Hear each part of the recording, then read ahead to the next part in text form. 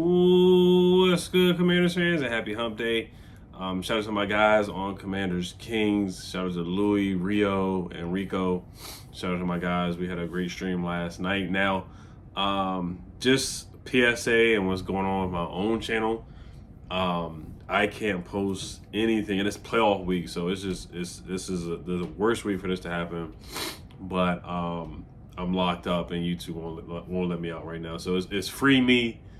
Free the real at all. If you want to comment that on my own channel, but I can't post anything on my own channel until Tuesday, and it's tough because obviously the playoff game and just all the stuff and the hype leading up to it. Everybody's excited. I'm turned up. I'm hyped. It's the first playoff game since 2020, the first 12-win season since 1991, the first time we've had a franchise quarterback in forever. We've had a competent regime in front office in forever. I mean, it's just been a magical season.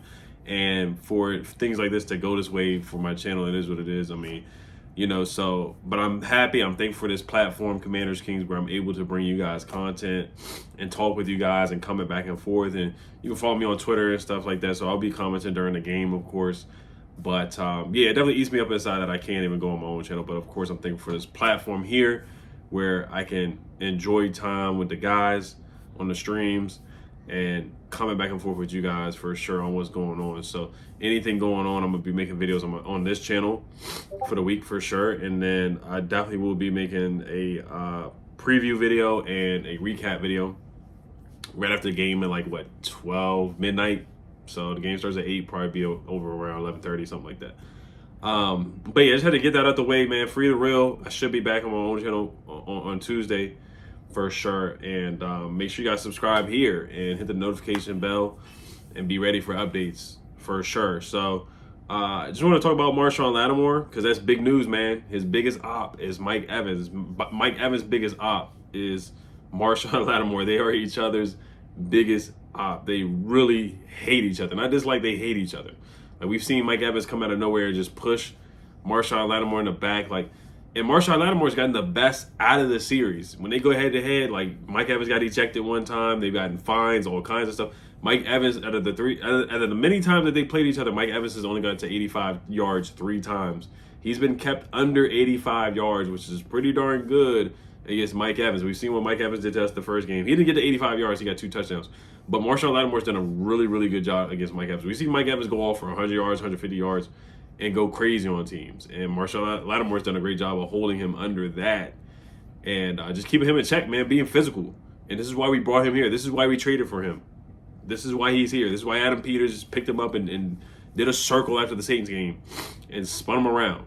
So the job's not done yet. I am intrigued to see how the referees call a game. Do they let the boys play, let the guys play? Or are they going to be flag happy? I think the NFL, they're going to make a call and be like, hey, man, this is a primetime matchup. You're going to have to let these guys play. You have to let these guys play and be physical. But you don't want to let it get out of hand. If punches are thrown, we've seen punches thrown before.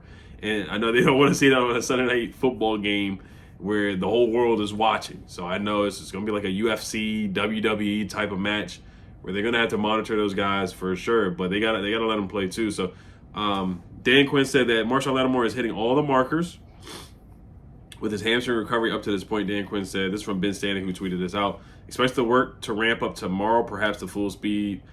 And that's what he said. But basically, just saying he hit all the markers. And then on Monday, he said the arrow is trending up. And John Keim said, too, on the radio on Monday, he said that if it was a playoff game, Marshon Lattimore would have played against the Cowboys on last Sunday.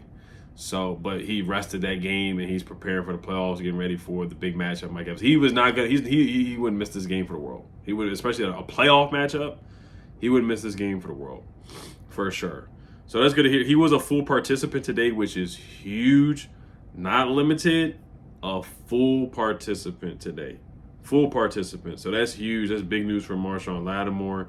A lot of people complaining about him not being available. I get the sentiment there. I get the points they are made about him not playing because he only played in the Saints game, and then he played he played a little bit of the fourth quarter against the Eagles. So other than that, he missed the Cowboys game, the Eagles game on Thursday night. He missed the Titans game, and then we had a bye week too, and he still didn't play. So we've been waiting for him. So this is what he's here for. But we do have him under contract for the next 2 years after after this season. So that's why I'm just like, hey, if he missed a bunch of games this year but shows up in the playoffs, we're talking about the playoffs, and keeps Mike Evans in check, no touchdowns, keep him under 60 yards, then I'm fine with that. I'm fine with that. And we win our first playoff game since 2005, I'm 110% fine with that. All right, Tyler Biadasz was limited, so Tyler Biadasz most likely is going to play. Dan Quinn was optimistic about him for sure. Zach Ertz got a rest day. Terry got a rest day. Clelin Ferrell got a rest day. Dante Fowler got a rest day. Jeremy Chin, limited with a rib injury, but he's going to play. Brandon Coleman, knee injury, limited. He's most likely going to play. Jameson Crowder, hamstring, limited in practice. He most likely is going to play. Cornelius Lucas was out there on the field during the media portion, which is good news with the groin injury. Limited. He most likely is going to play. Andrew Wiley is going to be good too. Good to go. So Cornelius Lucas, he may not get a snap at all, but just knowing that he's going to be available is good news. Tight end John Bates, full participant. Jaden Daniels, quad, full participant, which is good news. He talked about Jaden Daniels earlier because he was taken out at halftime for Marcus Mariota with some leg soreness or knee soreness, so mild soreness, the quad injury. So that's good news to hear that he's a full participant. Frankie Louvu, shoulder, full participant. Jordan McGee, hamstring, full participant. Quan Martin, who had an illness, who missed the game against the Cowboys, full participant. And Colson Yankov, hamstring injury, full participant. Now, Colson Yankov is interesting. He's intriguing. He had a good training camp, good special teams player, but he's an athlete. You know, I think he was a former running back, too, in college. So if he comes in and fools around and gets a catch and gets like a 20-yard catch, he probably would have more yards on the season than Ben Sinnott, which would be insane. I got to see how many yards Ben Sinnott has on the season. But like, it would be funny if Ben Sinnott just came in and had like a good game or something. Like Ben Sinnott, Colson Yankov out of nowhere, like they throw him a pass or like a screen, tight end screen, and he just scampers up the field for like 20 yards, something like that. Ben Sinnott has 28 yards on the season, so I highly doubt that happens. But Colson Yankov, if they do activate him, you know, they designated him for the 21-day window. They did the same thing with Austin Eckler last week, and he came back. And then a similar thing happened with Jameson Crowder. He came back that same week. So Colson Yankov, he could be available for the game this week. And now it's not like I'm banging on the table for him to come back, but you know, he could add maybe a somewhat of a different dynamic to the tight end room, but he definitely could help with special teams for sure. So we're getting healthier, guys. I mean, this is a huge game, and all hands on deck for sure that we need. All hands on deck. All right, but and then on the other side, Jordan Whitehead, unfortunately for the Tampa Bay Buccaneers, he got into a car accident. So he's out for the season, man. That's rough. I hate to hear that. Like I said, I don't wish injuries on the opponents ever, especially something like a car accident. I mean, that's just insane for that to happen leading up to the playoffs. I mean, he injured his neck, too, in a car accident. So I wish him a speedy recovery for sure. Hopefully he can play next year for sure. But the big thing for them, for the Buccaneers, they have a couple secondary injuries. Jamel Dean with the knee injury is limited. He's their kind of number one, number two corner. Who's their other corners? Like, what's the guy's name? I'm going to bring up their depth chart real quick.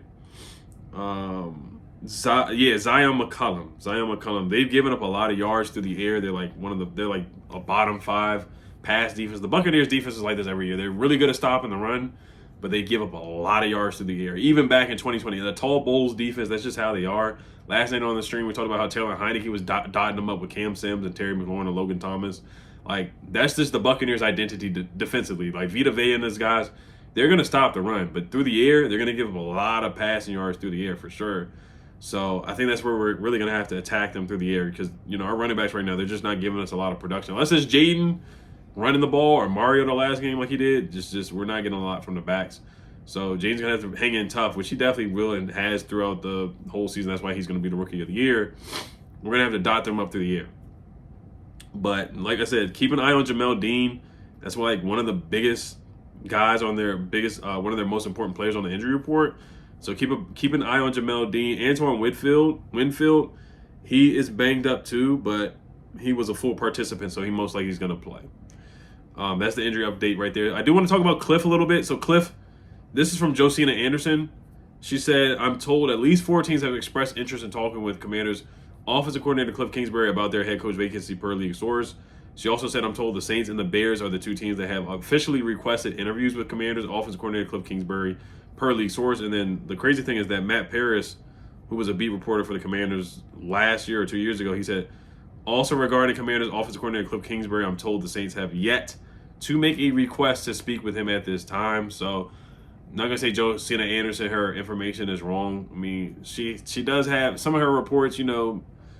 I'm not gonna talk about her reports too much and just discredit her at all, but you know, Matt Paras has some conflicting information. I'm pretty sure eventually the Saints will request and put the information out there that they requested an interview with Kliff Kingsbury. They're gonna do it, and this game is huge for Kliff. Like, I think worst case scenario, we lose either way, unless Kliff calls a game like he did when he was in the playoffs with the Cardinals a couple years ago, which I don't think will happen at all, where they got blown out. That's like the only way I think a lot of his interviews will go not as planned, or he'll get as many interviews. The Bears are clearly going to call him because of Caleb, and he's had a good season. I mean, he's done a darn good job with the college offense, the quick passes, like Cam Taylor-Britt said. And it's like, who cares if it's a college offense? We're going to throw the ball over your head and cook you, Cam Taylor-Britt, like we did. And show off in Cincinnati on Monday Night Football. You know, Kliff's offense has had a top 10 rushing offense, top 5 in touchdowns, top 5 rushing offense, top 5 rushing touchdowns.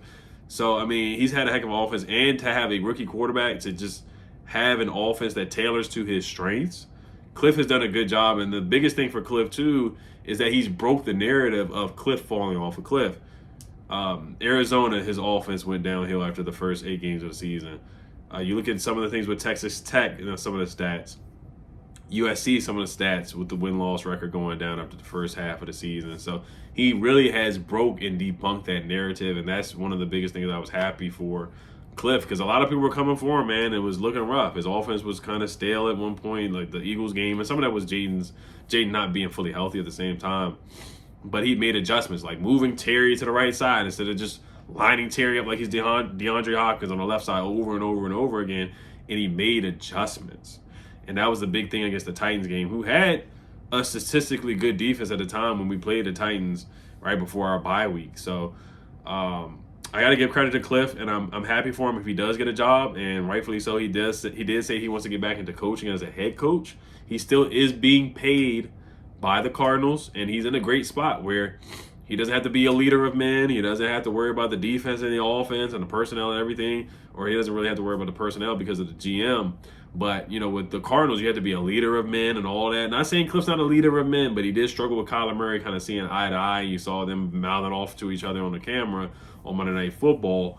So he doesn't have to really worry about that right now. He lets Dan Quinn be the guy, be the leader of men, and Kliff handles his business on the offense and just focus on Jaden and getting the ball to Terry and scheming up the run game and all that stuff. 4th down calls, you know, doing the run power play for Jaden against the Falcons. Kliff called a good game. Now, Jaden was Houdini, but Kliff called some good plays against the Falcons for sure. So that's the big thing right there. That's the update on Kliff, and we do have competent guys to replace Kliff if he does leave in-house. Tavita Pritchard, Brian Johnson from the Eagles, Anthony Lynn. So those are 3 names you can pinpoint and be like, hey, we could potentially be in good hands if Kliff does move on to the Bears, Saints, or wherever. And he was in a run-up to be the offensive coordinator, I believe, with the Bears a couple years ago, but they turned him down. And look at the Bears and what happened with them, and look at us and see what happened with us since we took Kliff.